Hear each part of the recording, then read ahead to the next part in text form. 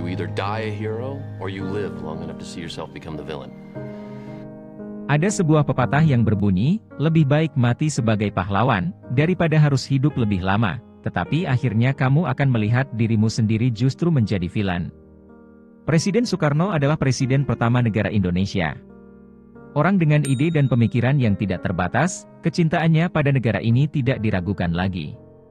Beliau adalah bapak proklamasi yang berjuang keras di awal-awal negara ini berdiri. Namun, tak ubahnya seperti seorang manusia dan politikus pada umumnya, dirinya pun tentu tidak lepas dari kontroversi. Banyak serangan-serangan yang diarahkan kepadanya, baik kepada pemikirannya, atau kebijakan yang dia ambil saat berkuasa. Banyak fokus serangan yang sering dialamatkan kepada Soekarno. Kedekatannya dengan Partai Komunis Indonesia, kecenderungannya untuk mengedepankan keagungan dirinya sendiri, tidak becus mengurus ekonomi, hingga kedekatannya dengan banyak perempuan.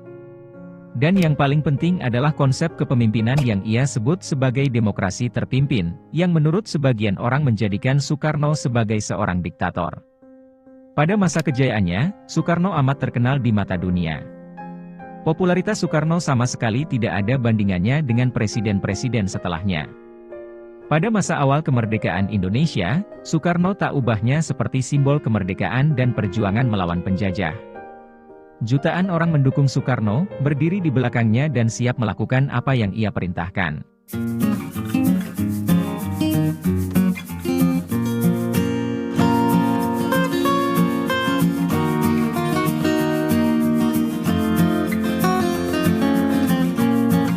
Soekarno tidak berjuang dengan senjata dan peluru, tapi ia berjuang dengan pikirannya, dengan bacaan dan tulisannya, serta yang terpenting adalah dengan karismanya. Semua itu tercermin dalam berbagai pidatonya yang menyihir banyak orang. Ia dianggap sebagai figur yang menuntun bangsa ini menuju kemerdekaan. Semuanya berpuncak saat ia membacakan proklamasi kemerdekaan Republik Indonesia. Setelah diangkat menjadi presiden yang pertama, tentu tidak mungkin mengharapkan kalau Indonesia akan mengirimkan roket ke luar angkasa. Tahun-tahun pertama kemerdekaan dihabiskan dalam perang revolusi mempertahankan kemerdekaan.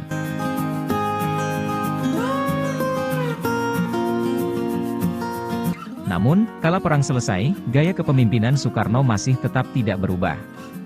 Ia masih lebih fokus menonjolkan dirinya sendiri daripada membangun ekonomi dan kehidupan masyarakat. Lalu apakah Soekarno adalah seorang diktator?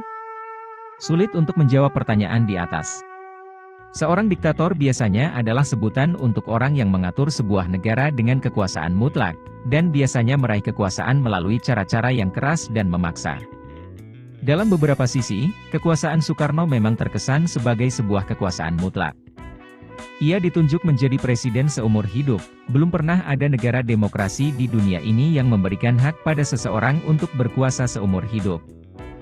Beberapa kebijakan Soekarno lebih mengedepankan pertimbangan politik daripada ekonomi, dan juga cenderung bersifat narsistik, menonjolkan figur pribadinya, yang seolah lebih penting dari pertumbuhan ekonomi dan kehidupan masyarakat. Indonesia melakukan banyak proyek pembangunan besar seperti Monas, Patung Pancoran, Gelora Bung Karno, hingga perhelatan Ganevo.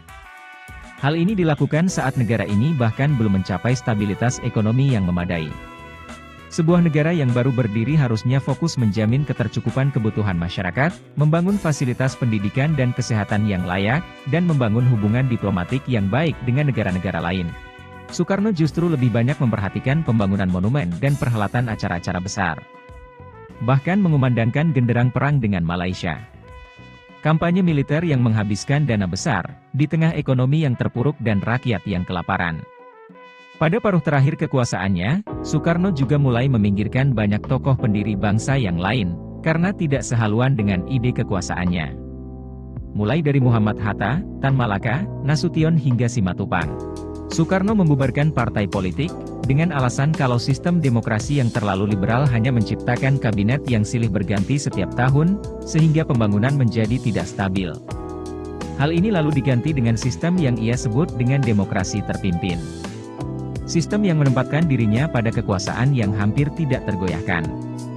Terlepas dari semua itu, Soekarno tetap saja merupakan pahlawan dan bapak pendiri bangsa ini.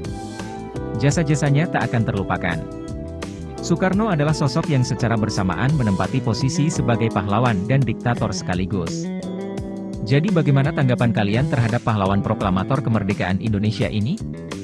Mari berdiskusi di kolom komentar.